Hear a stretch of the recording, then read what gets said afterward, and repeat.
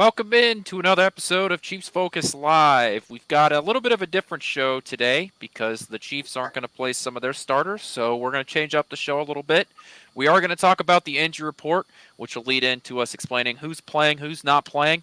We're going to talk about the ultimate Pro Bowl snub, and we'll finish up with a little Chiefs-Chargers talk. And now we've got, my name's Quentin Morris. This is running the show. And now two guys who wish they could be considered snubs for the Chiefs Focus Pro Bowl. It's JP and Caleb. How's it going, gentlemen? Pretty good. A little crazy, but everything's working out. How are you doing, JP? How are you doing, Quentin? Not too bad. Not too bad. Yeah, so, I know you had a little bit of technical difficulties. Yeah, I did, but it's all good. I'm in a different spot for reasons out of my control, but it works out one way or another. So as long as are you in a hotel? No, I'm in my basement. Oh, all right. I was making sure. Yeah, no, it's like that hotel wall I back will let there. you know, like, hey, I don't think I can do this from the hotel. I Yeah, got good call Wi-Fi me right from now, so don't worry. There you go. Don't worry. Hey, man, let's go into the injury report real quick, and then we'll talk about the good shit.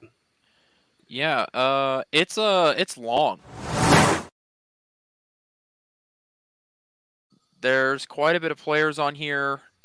Chris Jones hasn't practiced all week. Isaiah Pacheco didn't practice on Wednesday. Was limited today.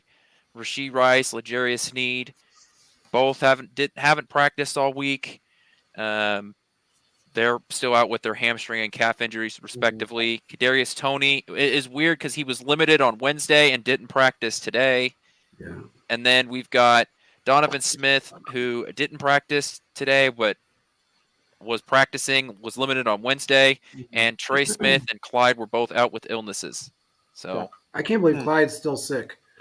I asked about that, and they said that he was still not 100%. He went away, and then it came back on him. So whatever's floating around in Kansas City needs to go away. Well, a lot of people are getting sick with a bunch of stuff around here. I mean, there's been players all around the NFL. It's that time of year, right? I mean, it's just that's just the way that it is. It's been other teams have been affected by it too. Yeah. I think it was Jalen Hurts 2 weeks ago was sick. So I mean, Mahomes was sick in the Broncos game. Like this is just, it's just life at this point in the year. Unfortunately, like flu goes to the locker room every year. Well, I mean, when you're that close to that many guys all the time, all day, every day, if one person gets sick, it's going to make its way around the locker room. And then you got somebody that sends their kid to school sick, and they end up playing. And then they get the opposing team sick. Yeah, kids are little germ sponges. That's what they are. They're disgusting. Yeah. Oh, absolutely. They are. I have 3 of them, and they were all gross when I grew up. Yeah. Anyway, yeah, man. I mean, some of this I think is intentional because, I mean, if you didn't play every one of your guys, you wouldn't have anybody left. The guys at least we're going to sit Sunday, but it looks like some of the guys might end up seeing the field. From what I'm hearing. Okay. Now, there's 3 bonuses sitting on the table for 3 different players, and they're very close to getting them. Chris Jones being number 1. He needs a half a sack to get to his $1 million. I don't think they're going to take that away from him. Mm-hmm. If they decide to give it to him anyway and not play him, okay, that's great. But I understand that part of it. Isaiah Pacheco is really close to what's up, Will? Really close to 1,000 yards on the ground. Phillip, and he's got a bonus sitting there. Travis Kelce is 16 yards away, I think, from his 8 straight 1,000-yard season. Yeah. I don't see him. I see design plays for these guys to just get it and be off the field. That way, there's no real risk of injury. Plus, we're playing a really bad defense with the Chargers, so I don't know if it's really going to be a contest. And even with Blaine Gabbert back there, I don't think it's going to be too. What's up, Katie? I don't think it's going to be too daunting for the team. So it is what it is. But we have a new guy, and 65 yards. He needs 65 yards to get to 1,000. I have a feeling I don't know. Look, I mean, if Andy plays him and he gets his 1,000, that's great. He gets his bonus. If they decide to give him his bonus without getting the 65 to save him for the playoffs, that's fine as well. And look, the way the Chiefs think and the way they operate, I could see that happening. I could see all three of them getting their bonus and not having to touch the field. It just is what it is. But the new guy, Isaiah Buggs, if anybody doesn't know who he is, go look up his film. The dude is extremely fast as hell. He's like a bigger Colin Saunders. Yep. He's just fast. And the Chiefs took him on today. I was kind of surprised when I found out, and I was driving, and I found out about it, and I thought, well, that's different. I didn't expect that. But then I found out that they are planning on using him. He's not, first I heard he was an insurance policy. And I went, what? And they said, yeah. I said, well, that's a strange guy to bring in for an insurance policy, in my opinion. And then I called and talked to somebody else, and they said, yeah, we're gonna use him. Absolutely going to use him if we need him. He's going to be active for the playoffs. So, Okay. I think that's 6'1". Oh, 5'1", 40. Yeah, that's stupid. I mean, it's crazy for somebody at 335 pounds. And he's a bit of beast. Now, understand, this guy got cut because he missed a mandatory meeting for the Lions, and Dan Campbell cut him. Wow. Yeah, They're that's not playing around over there. No. So, I don't know if that's it. I mean, it could be a detriment to the Lions. Who knows? But it's a plus for us because he's a beast. He's a great rotational piece. What do you guys think? I think he'd be a great addition to help us, and it's going to be very good at the end of the day. It's going to do a lot of great, specifically helping our defense. And because of that, over time, it's just going to make him even better than beforehand. So I think it's just a great move to have in general. His run defense is insane. So my opinion of this, Quentin, you tell me. You got the Ravens that just signed Dalvin Cook because they are still scared of playing the Chiefs in the playoffs. I think they feel like they're going to end up playing somebody that, like us, that has a really good defense, that they're going to need him. And this guy, look at that big son of a bitch. Damn, he's huge, man. He scares me just in the picture. I think the fact that he slaughtered Dalvin Cook, and I mean slaughtered him, is something that the Chiefs also looked at. What do you guys think? I think this is a move for 2024, 2025. I don't think that this is anything you can really expect anything coming in. I mean, you're in the last week of the season. I would be kind of surprised even if he has any playing time on Sunday, just because you're literally just getting into town. But I mean, how can you not be excited about it, right? Like that's a high level talent that you kind of just got for free, right? I mean, you didn't do anything for it, and he ended up getting cut for missing a meeting, and you're just like, yes, please. And he's now in Kansas City. So, I mean, it's a great pickup to have. These are the little things that you have to be able to do if you're a winning franchise and, you're limited on capital, whether it's salary cap or draft capital. If this is a guy that can play on the defensive line, that reduces one need in the draft, right? So it'll be interesting to see, whenever he's able to actually participate with the team. But I don't think that this is anything soon. I think this is sort of a long-term investment. But I mean, as a Chiefs fan, you should be excited about it. This is a no-lose situation. You only benefit from this. He's not a kid. He's 27 years old.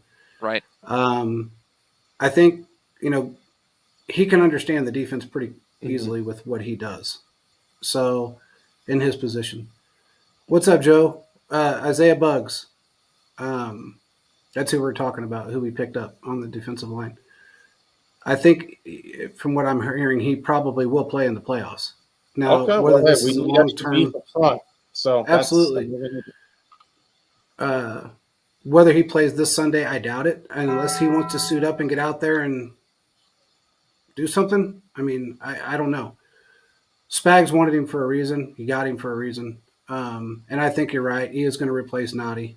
And it's not a bad thing. I mean, nothing against Noddy, but it's time.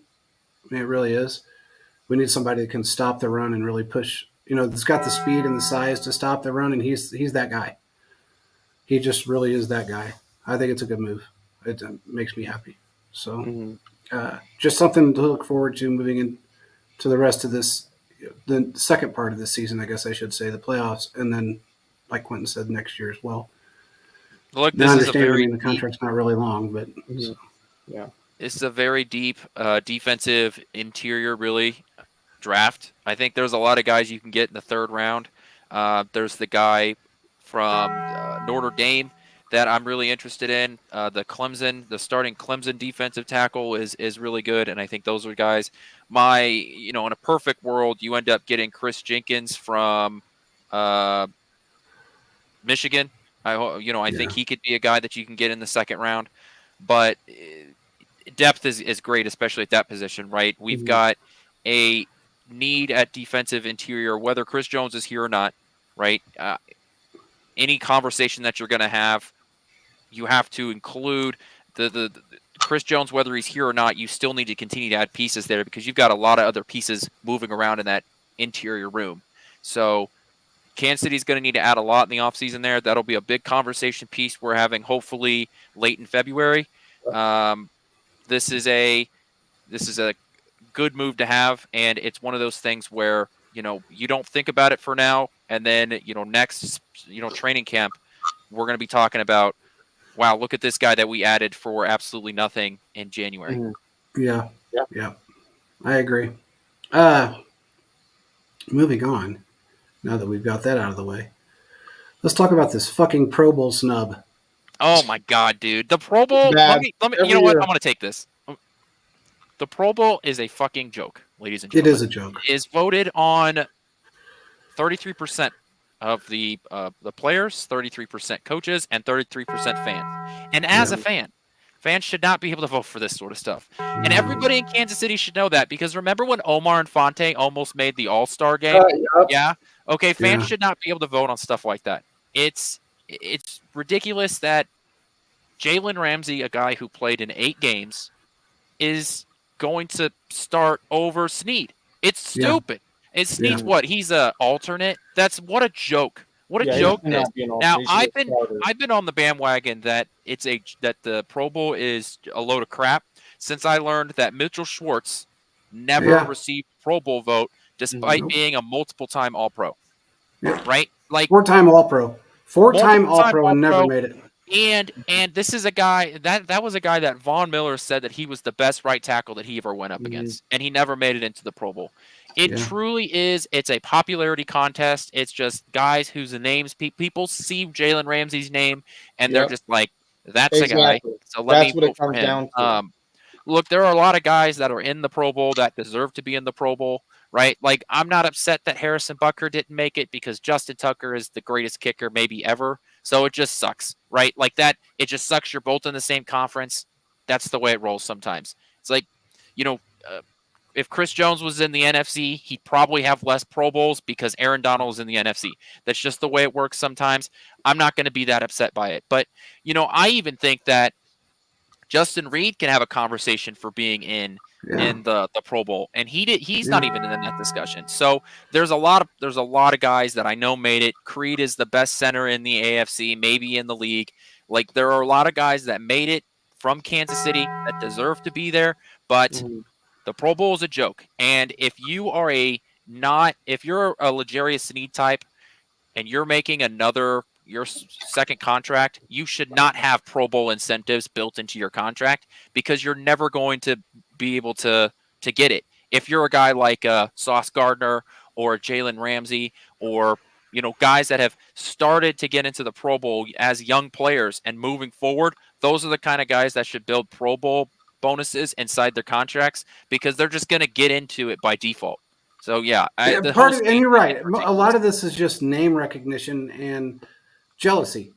I mean, when we really think about it, that's what it all boils down to be. It's name recognition and jealousy. And when you have those two issues, especially when it comes to fans and even other coaches for that matter, or players, you're not going to get who belongs in there all the time. I mean, I was pissed. I mean, I was really just beside myself that Jalen Ramsey didn't do shit this year. He I think didn't. he gave up missed 8 games. well, not only that, in the 8 games that he played in, he gave up like 3 touchdowns. Mm-hmm. plus a bunch of yak. You can't look. You look at Snead's numbers. He is right there with everybody. Somebody said, "Oh, well, he had 11 penalties." Okay, well, they're not all He PI doesn't have penalties. penalties. You're always going to have him in that position. He's just aggressive. It is what it is. Sauce Gardner holds every single play. He trips people. He does all kinds of shit. It is what it is. We played against him. We know what he does. Mm-hmm. So it's just insane that it's come down to a popularity contest when, again, you're right. A lot of this is built into people's contracts. And they get bonuses for that shit. Mm-hmm. And it shouldn't be that way anymore. They need to take that out if they're going to allow fans to vote, because everybody's going to vote against the Chiefs player. I don't think it's just that. I just think that they're just look. I don't want to sound like, get on my high horse or anything here. Just like some fans You're don't always on know. the high horse. So some fans just don't know. And I just don't think that when it comes to those things, that's why the All-Pro is so much more significant to me. It's like when guys make All-Pros, first team or second team, it means so much more than the Pro Bowl, because these are like professionals who do nothing but cover the NFL. Those are the one making those decisions and who are writing about. They write about the sport 24/7. They watch the sport 24/7. And so when you get teams like that, guys like that voting for you and saying you're the best at what you do, that to me means way more, and I care more about that. But I can't believe that this is sort of like the final straw of just the crap that we see from the Pro Bowl. And if you look at some of the dumbass posts on Twitter, I just don't know. It's not going to happen. And if you look at some of the posts on Twitter, well, what does it matter? It's a flag football game. That's not all it's about. It's not about the fucking game. It's not about what they've turned the game into. It's about what the player recognition and bonuses. These guys get paid for this stuff. It is what it is. And if it's in your contract that you get, $250,000 or $500,000 or whatever it may be to get into the Pro Bowl, and some jackass fan that's 13 years old that just started voting is making a decision for you, that's wrong. He's taking money out of your pocket because he's a freaking New England fan or a Bills fan or whatever the case may be. It's not right. And other players are no different. Hey, by the way, I wanted to bring this up before we get it. It's not Chiefs related at all. Well, to a degree it is. Jamar Chase was on an interview today. Mm-hmm. And he was asked about getting his contract. And he said, well, I hope I get it done in the next month, basically, is how he worded it. And I want all my money up front. And they said, well, what about like T. Higgins and guys like that? Do you think they're going to bring him back? He says, well, I guess it depends on, or would you take a cut to bring those guys back? And he goes, it depends on how much. That dude is a cancer. Between him and Joe Burrow, they've already just slammed the door and bolted it shut. Because no matter what, they're going to die on that Jamar Chase hill.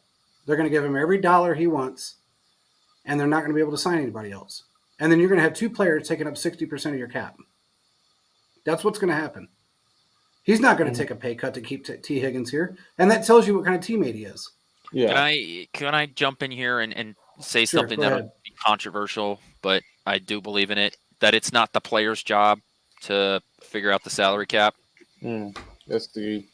Well, I get that, but in the same aspect, if somebody comes to you and they say, "Okay, well, look, we can, we want to keep these guys because we want to be a contender. We want you to be a part of this contending team.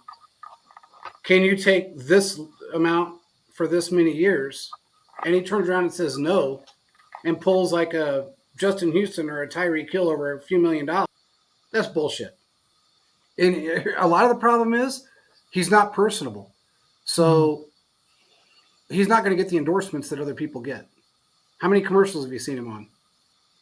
I mean, how many ads how many national commercials has he done? None. Nobody wants him. I mean, Subway snubbed him. It is what it is. It's kind of like Joe Burrow.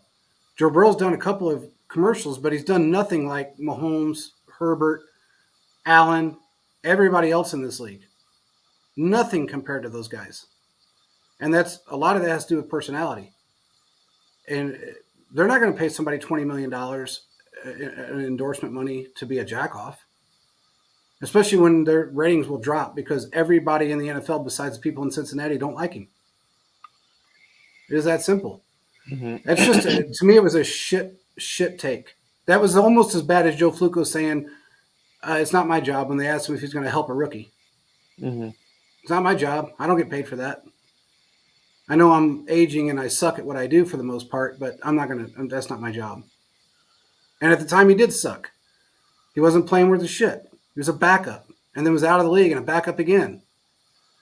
Kind of like now, Now all of a sudden he's the king of Cleveland. But Yeah. it's just wrong. It's wrong to do. It's wrong to say. And he basically shit on his own teammate Mhm. right there live in an interview. Whatever. That's why we're successful because we're. He said, "Bring T. Higgins over here." I wouldn't mind having him here. I mean, Michael Pittman Jr. Huh? I'm just What going do to you keep saying I want to speak into existence Speak Michael into Pittman Jr. existence. being a Kansas City Chief. Yeah.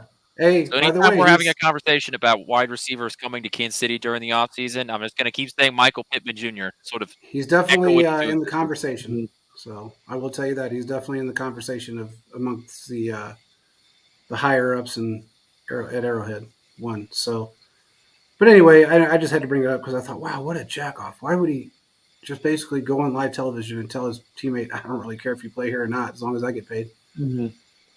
Because that's basically what he's doing. It's just wrong. But anyway, moving on. What's next, Quentin? I'm not sure. Hold on. Pro Bowl snub. Chiefs Chargers. Yes. And specifically, who do we want to see in this game? That the young guys that we know are going to play. So, is there any guys like personally? I'm excited to see what FAU does. He hasn't Yes. gotten a ton of snaps this year, which is fine. That's sort of what we were expecting going into it. So I'm excited to see what he does. Now, Steve Spagnuolo had a press conference today, and he was talking about some of the players that he's excited to see. One of the names that he brought up, he pretty much brought up the whole damn draft class. He talked about Nick Jones was one of the guys that he wanted to see. I'm also excited to see Chamari Connor again, seeing Yes. him get That's more a and good more one. snaps. That's been a guy that I've been on the bandwagon for a while. The guy that I'm also really interested in is BJ Thompson, Yeah. right? This was the edge rusher that Kansas City drafted Mm-hmm. over the last year. He was our 5th-round pick, and he hasn't gotten like any snaps at all. So those are just a few guys that I'm interested in. What are some of the guys that you want to see, and anybody that I just brought up? I'm I happy to mean, see Cochran, but I want to see what Cochran can do. I really my want to see guy, what he I can want do. to see BJ Thompson, an athletic edge. I mean, that's another guy that she's need. I was really curious to see what he can do specifically there. Um, that's pretty much why I wanted to notice because over Yeah. time, if he can get rolling, that's gonna be another rotation piece the Chiefs can use specifically later down the line in other seasons, which is gonna be helpful. And he is athletic and fast, and that's what we need. Someone that can go in there and get after the quarterback, chase out running backs, things like that. That's what the Chiefs need right there. Yeah. Yeah, I'm happy to see Cochran out on the field. They are playing. Oh God, why is his name just slipped my mind? Linebacker, rookie linebacker. Well, second-year linebacker. Why is his name slipping my mind? Quentin. Well, they're going to Jack Cochran and Leo Chenal are a Leo couple Chenal. guys that He's I going to know play a that lot. Spagnuolo specifically said are going to get big snap counts. They are. So I assume that means we're not going to see any or very little of Nick Bolton and Willie Gay and Drew Tranquil. I don't think we're going to see really any of I those mean, guys play. So it's going to be the Leo Chenal and the Jack Cochran show. We haven't seen a lot. We've seen Leo Chenal come in and play, especially when our linebacker core was really injured. We haven't seen a ton of Jack Cochran. That'll be an interesting one. Yeah. Um, And you I know who else is interesting is Deion Bush. I want to see what yeah, Deion Bush can do out I there. think basically the entire back seven, all of the starters, I feel like you're not going to see any of them. I mean, I think Shamari Connor, Deion Bush, and Mike Edwards are going to be your safeties, right? And then Snead and McDuffie, you don't have to play them because you've got Joshua Williams, Jalen Watson, and Nick Jones, right? So you've got those guys that can play. Yeah. And then Yeah. in the defensive line, well, Tershawn Wharton, I do think we see guys like Mike Dana and Derek Nottie, guys that are, are like quote unquote starters, but Mhm. you're at this point you're sort of running out of bodies to play. Yeah. So you're gonna Yeah. see guys that play. But FAU is a big one to me. He was the first round pick. Caleb and I were at the draft when he was Yes, picked, and Quentin. everybody was excited about him. Local kid, but he was pretty raw coming in to the league, and we knew that, right? This is a guy that's only 20 years old. Um, I mean, literally has 4 tackles on the year. Yeah. So, Mhm. He started to slip a little bit, and that's why they didn't. well, play him and as I much. think when they brought Omenahu back, when he came back from Yeah. his suspension, everybody just got shifted back down. So it was just like there's no room. There was no room for him in the rotation. No, not at all. But it does show our depth, and we have a lot of depth in so many areas on the defense, and this is going to prove a lot of it. And I know we're playing the banged up Chargers or the dysfunctional Chargers or whatever you want to call them, but these guys, they're going to be putting their starters in, minus Justin Herbert, and we're going to have pretty much our entire backup crew in there for the most part. Mhm. The thing about the Chiefs is that a lot of the guys that are going to be playing, or some of the guys that are going to be playing, we've seen throughout the year. And I think that's kind of cool because then they're going to get significant snaps compared to what they normally get during Mhm. what We we've get a seen full during the sample season. size, and when you get a full Correct. sample size, it's going to allow for a multitude of different things to take place. Correct. It's That's king huge. size Snickers, not just the Exactly. Yeah. So it's that's what you want to see. You want to know what you got going into the following season, in case you have a cut, in case you have somebody that's not coming back. You want to know what you've got, and this is a great opportunity for them guys to shine. And if they're getting cut, or if they're not going to make the grade, at least it gives them some film to go off of if they move on to another team. So I think it's a good thing to do. Like I said, I did hear Kelsey wanted his 16 or 18 yards or whatever it was, and I don't know and he did practice some this week, so I don't know. I heard he was going to Probably play. let him play a couple series. How many I snaps think do that's you what's give going to him? happen. I think they're going to have one design play for him that's probably going to get him to 16 yards, and then they pull him out. Look, man, Blaine Gabbert, if Kelsey's on the field, Blaine Gabbert's going to target him. It's that simple. I mean, believe me, he's going to target him. When we did see Blaine on the field, that's who he was going after specific guys. So we know that's what he's going to do. I see that happening. I see Kelsey coming out to get his 16 yards. He doesn't look, man. Nobody's going to reach 7 straight 1,000-yard seasons as a tight end anyway. The closest No. person to him is 2 seasons in a row. But to have 8, and plus everything else that he's doing right now for his after football career, this is just another notch on his belt. Why not give it to him? Yeah, it's 16 yards. And I'm not He'll saying be he's able to get- retiring this year, so don't everybody flip out. I don't believe that's going to happen. I think he's going to write his contract out, but he does have plans right now. Just so everybody knows, Travis Kelce's got agents in Hollywood, and they're already working on deals for him for life after football. So, it is what it is. But I think Yeah. he's going to play. I think he's going to play, and I think he's going to get his snaps. I know Pacheco wanted to play because he's 62 yards away from 1,000. I just don't see it happening. Just like I don't see Rice playing because he has missed more practice time with his calf injury. Now he played last week with the calf injury because you needed him to play, but you don't need him to play. So why play him? It's the same with Snead. It's like, okay, yeah, he played last week with his injury, but why would you play him? So just sit him and Give him his bonus then. I mean, give him his exactly bonus right. because it's That's there. the thing. If you're gonna bench him, pay out his bonus, and I'm pretty sure Kansas City's done that in the past. They Where have. if they've paid out, especially to their high production guys, where if you're super close to your whatever your next mark is, your next statistical bonus, and we tell you you're not playing, then we'll pay out your bonus anyways. The thing about Travis Kelce is I give him 1.5 drives, and I say 1.5 because if Kansas City goes 3 and out in the first drive, and he doesn't get it, that's fine. We'll put you out one more time. You got one more drive after that. And if you don't get it, then that's it. You're coming off to the side. And the only reason I'm putting Travis Kelce out there to get the 16 yards is because it's Travis Kelce. If it was another player, I'm not doing it. So you sometimes the role of the coach is to protect the player from himself. Yes. We know Travis Kelce is beat up. You can just watch him on the field. He doesn't look like the same old self. If he wants to do it, which it seems like he does, I understand that. I respect you as a player, as a part of this organization. For the, every time you get 1,000 yards, we win the AFC West. So you get your shot to get your 16 yards. But I'm serious, after that second drive, and you only get a second drive if they stall it on the first one. Okay, so if they go 67 yards and they score a touchdown, and you didn't get your 16 yards, tough luck, dude. Take your helmet off.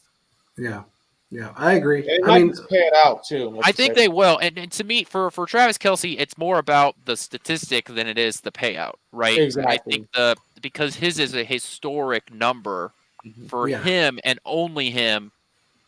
It's about the number rather than whatever the money is.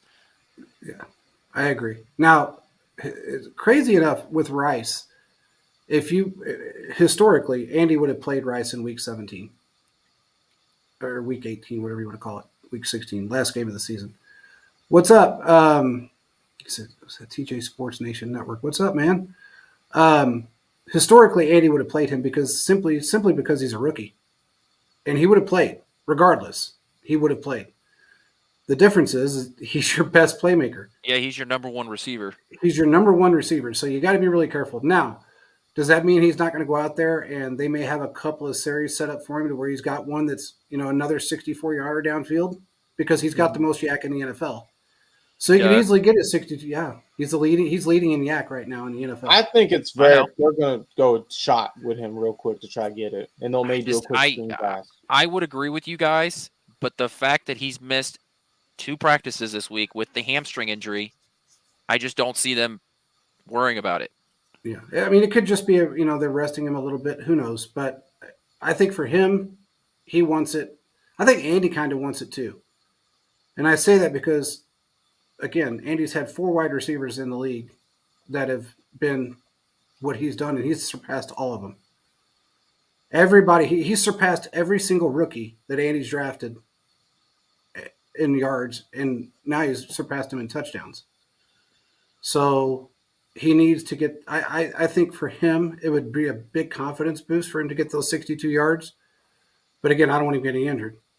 This is a depleted defense for the Chargers, and really they have nothing to lose. So if they want to knock us out of the playoffs, they could easily do that by hurting somebody. Yeah, that's the scary thing too, is you don't know how bad an injury could be because they have to play that wild card weekend. So yeah, so it just is what it is. Yeah, so I mean, I would love to see him get it. Isaiah Pacheco, he's 62 yards, I think, away, or what is he, 65 yards away from 1,000 on the ground, because he's got well over 1,000 all-purpose yards. So he said, I'd rest Rice, throw crosser slants to Kelce to get that 16. Yeah, absolutely. Just keep Kelce out of the middle of the field. Throw him something on the sideline, just a little 5-7 yard, let him pick up his yak, be done with it, and get off the field. That's what they should do with Kelce. Pacheco, he's not injured, but he's been playing. When Pacheco goes out there, he's like fucking Jaws. He just he's still on the injury report with that shoulder injury. Yeah, but I mean, I don't think they're gonna. I don't think it's bad enough to where it's going to affect him going out there and playing. You're right. My problem with him is that he doesn't know how to quit. He plays so put him fucking out there, hard, and he has that shoulder injury, which is enough to where they put him on the injury report. And I know the injury report in the NFL is pretty strict. You basically if you walk in the trainer's room, you end up on the injury report. That's basically, you get treatment, you're on the injury report. I understand. But Joe Burrow, he didn't, but whatever. If you gray area though, they try. If you are Andy Reid and you have Pacheco, who has arguably been your best offensive weapon this year, why would you risk it on a guy that runs hard and doesn't go 99%? Can't go 99%, can't go 80%, right? He runs like a Scooby-Doo villain. Okay, this is a guy that you can't have out there. So just I wonder if he shoplifted a lot as a kid. because he runs like he stole something. He runs like a I don't know. Scooby-Doo. He really does. That dude, He's always running. man, the guy just doesn't quit. His motor is insane. Like I said off camera, I wonder if they drug test him like every 3 days because they don't trust that he just has that motor. The guy is insane. I mean, and when you get him out there, it's a little scary to think about, but he's not going to know when to quit. And that's the part that I think You have everybody to has to look at. sit Pacheco. You have to. You need him for the playoffs. Absolutely. Does he need? I mean, would it be nice to see him get the 1,000 yards? Yeah, but it is what it is, man. I mean, it's not like he's not going to have another shot next year. So he's going to be, I think, our long-term running back for a while. So it's just time to think about your future. And I know Kelsey and a lot of the other players that are probably sitting, especially if they're, some of these guys are complaining, because I know guys, their competitive edge, been around enough of them to know that they want to play. They're probably telling him, hey, man, you got a long career ahead of you. Don't think about one game. Don't think about one season. Think about what you got the next 4 or 5 years that you can accomplish. We've seen this happen I've seen it going back to Christian Okoye and what they did to him. They beat him into the ground. He was done in 6 years. We talked about it all the time. And now you look at Derrick Henry. He's a short yardage guy, barely made it back to the team this year. And he's got a backup that's playing better than him because they beat him in the ground. You just got to be careful. That's all. Chris Jones, I think they're just going to give him his bonus and be done with it. Keep him happy, but he's still just though. That's the issue. I don't think it's going to happen, dude. I don't think it's going to happen. I think it's going to extend. He doesn't want to go. He doesn't want to leave. He knows his age. He knows his worth. He's not asking for $30 million a year, so everybody out there get that shit out of your head. He never did ask for $30 million. He never asked for 31. It was injury guarantees is what was the main thing with him, and his fully guaranteed money. Mm-hmm. And I think he knows now that he's going to get that no matter what. Okay. And he wants to stick with the Chiefs. He's making an ignorant amount of money in endorsements. Travis Kelce's helped a whole lot with that. He's making a lot of money off DirecTV. He's making a lot of money off of every other endorsement he's got. And Travis Kelce helped him get in the door with some of those. And he's a very personable guy. And that's what good players do. They go out and they take a little less, make it up in other areas to make sure your team stays good. Kelce's done it for years. People say Tom Brady did it. I think it was a little bit more comfortability situation for him because he was married to somebody that made 10 times the money he did. And he was happy where he was at and comfortable in the situation he was in because look what he did when he left. I won $65 million for 2 years. So, but he made a lot of money in endorsements. So Gronk is a great example. Gronk in the entire time he was in the NFL never spent $1 of his NFL money. Yeah, not one single dollar. All endorsement money. Thank God for his mother because he's dumber than a box of rocks. His brother told me flat out he's got scrambled eggs for brains, and he would have blown through that money like it was water. But his mother handled his finances for him and said, "You live off your endorsements." His endorsements were stupid. The money he made was crazy, way more than he made in the NFL. Just like Travis Kelce, just like Patrick Mahomes. I mean, Mahomes has made $180 million in endorsements in 6 years. $180 million. How can you not save that money that you're making from the NFL?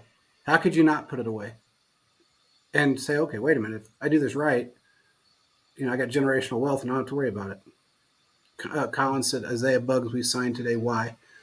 Because we needed him. And for more depth, and he's a great player. He's a really good run stopper, and it's just somebody that we needed on the field. And we got him for nothing. I mean, we got him for a bag of stale chips, really. I mean, it's insane what we got. We got him for nothing. Why not sign him? Mm-hmm. It'd be stupid not to. Again, he's a big dude, man. Prepared to go. Yep. I mean, the guy ran a 5.140, and he's 330 pounds, 335 pounds. He's a monster. So he's like a giant Colin Saunders. Fast as hell and big. Colin Saunders is huge. But he's short. He's not tall. Colin Saunders was short compared to everybody on that line. It's kind of insane. I mean, he was short. He was fast. Man, he got them little legs going like cartoon legs, and he just didn't stop. I mean, them things were just moving 100 miles an hour. Yeah, I mean, it was a great signing. But anyway, I think that's the whole thing. You just got to pick and choose your battles and look for the long haul because honestly, not for long.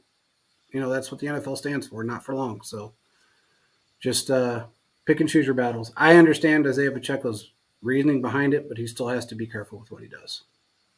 So I'm just saying, anyway. don't put yourself in that position to begin with. Yeah.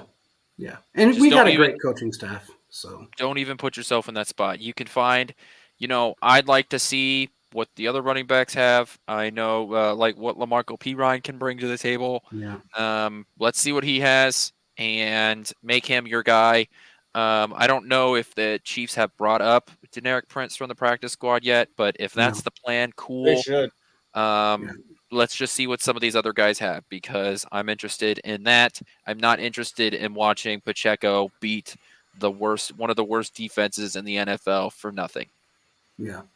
I get it. I understand it. I understand it from both sides, from a player's side and from a coach's side. I get it, but he's got to look at his future. That's the biggest thing. Is he's already been injured this year. He played with a broken labrum and a broken hand and torn labrum in the Super Bowl and tore it up. Not saying that he can't play with his shoulder injury, but why make it worse for 62 yards? If Andy wants to hold him out and give him his bonus, more power to him. It's not just about the money with him, though. That's the one thing about him is it's not. He's one of those guys that you can tell that this is his passion. It's not just about the paycheck. It's about playing the game at the highest level he can play it at. And that's what I love about him. He's come out of the gate like a lunatic. And no one ever expected a 7th-round pick to take over everybody's job in the running back room. Nobody expected that. But he did. And I'm happy for him. So I just want to see him last 6, 7, 8 years and then retire rich. And he's the guy that's got the personality that can do any kind of endorsement. I mean, any dancing fool, he can do whatever you want him to do, and he'll go out there and make the money. So he's got to look at it from that perspective, too. He said, please sit all the starters and have them. Yeah, and that's what they're going to do. I mean, that's why some of the guys are on the injury report because you really just can't sit everybody without, making sure that they're – any little got to kind of stash them. Yeah, you got to stash them. So that's fine. I mean, that's is what it is. how things work. But, yep. Does anybody have any thoughts on this Bills-Miami game coming up? It's be a lot of Knowing drama, the a lot of injuries? turning to it that will happen. Look, we need Pittsburgh. We need Pittsburgh to beat the Ravens, which is possible because the Ravens are also benching their starters. Yep. Right? Like Lamar Jackson's not playing. We need the Jaguars to beat the Titans, and we need the Dolphins to beat the Bills, and the Bills will be knocked out of the playoffs. Mm-hmm. Okay, now here's the thing. Pittsburgh beat the Ravens with a Lamar Jackson. I know. So I'm pretty sure that I have a feeling they're going to win this game. What scared and me. the Ravens have nothing to play for, and the Steelers have everything to play for because if they win, they're in. Absolutely. Here's the thing that I was concerned with, and I was like, why would Tomlin say this? But he did. He said that Pickett was practicing with the ones like he was going to come in and start this game. That is a huge mistake. They said I'm sorry, but that's huge. It's not something that they're going to. He's refused, and they're just going to let Brodolph take the starting job. Well, he said that he don't put me in the uniform if you're going to make me a backup, which that just basically wrote his ticket out of the NFL for a second-year guy to talk that kind of shit because he ain't good enough. If he was a better player, different story. A lot better. No, I'm talking about Pickett. Pickett saying things a lot better. He has. So, but I was confused as to why when they asked him about Pickett, he said that he was practicing with the ones. And I thought, man, there's no way he's going to start him in this game because he's terrible. He's just not a good quarterback. So, I don't know. Miami has a lot of people on the injury report. A lot of people on the injury report. Waddle's not practiced. What's the other wide receiver they have? Can't think of his name right now. He's actually pretty good. And their running back's been on the injury report. They've got so many injuries on that football team. So many people are injured. It makes me wonder if Miami can win this game. Now, they did say that and I don't know if this is correct or not, but I don't know, Jeremy Fowler or somebody said that game's irrelevant if Pittsburgh and the Jaguars win. The Bills will still be out. I don't see how that's possible, but maybe it is. I don't know. Jeremy Fowler put that out, and I didn't think that was true. I didn't go back and look at the numbers. I didn't have time. But I was under the impression that the Bills had to lose to be out of the playoffs, even if the other Yeah, two. that's what I thought too. If the Bills lost, they're done. But if they win, they're in. Yeah. So I don't know. Again, that's how crazy the thing is. Yeah. Well, the Bills, basically, the Jaguars have to win, Pittsburgh has to win, and Miami has to win, is what we all assumed. Fowler is saying that this Miami Buffalo game really is irrelevant. If the Jaguars win, If it was irrelevant, they wouldn't have made it the Sunday night game. that's my kind of thought too, because it was a TBD beforehand. So Yeah, this game matters but like it has the chips have to fall a certain way for it to be for the now either way it's for the AFC East, right? Exactly. Either way, whoever wins that game is the 2 seed. But it's the Dolphins have clinched a playoff spot. It's Buffalo that has a chance to get knocked out. Yeah, correct. And that's pretty surreal when you think about it, because That Buffalo you is could so be the far 2 down. seed or not in the playoffs. Exactly. Yeah. That's surreal to think about. I mean, you're either the 2 seed or you're out. And that's insane to think about, no matter how you look at it. Sometimes it's how it is. I like what Colin says. The Bills are going to win. The Dolphins are injured on both sides of the ball from where I stand on that. I think so, too. I think Buffalo's going to win the game. But one can hope, that would be fun to not have. I think Kansas City, if you're basically telling me Kansas City has to go up against the AFC South and the Dolphins in order to make it to a championship game, I'm feeling pretty good about it. Yeah, I'm pretty good with that, too. I'm not. I honestly, I don't really want to play the Bills in the playoffs. For some reason, too much of a crazy game. They're just it would be, and I don't know why that is. I don't know what it is about the Bills that has always been so difficult for us, because other teams have just slaughtered them in so many ways, but for us, it's been more of a difficult challenge. Even this year, when I thought our defense would just shut them down, especially the way they were playing. And I understand that was a debacle of a game when it came to the penalty, but in the same aspect, the Bills are just a tough team for us to play. They're just that Achilles heel team that we have. If I can avoid it, then I'm going to avoid it. Yeah. I'd much rather play Miami. I'll tell you that. I'd much rather play the Colts, the Browns. Can I please get Joe Flacco getting squished by Charles Omenihu and Chris Jones, please? Yeah, that'd be cool. Man, can you imagine?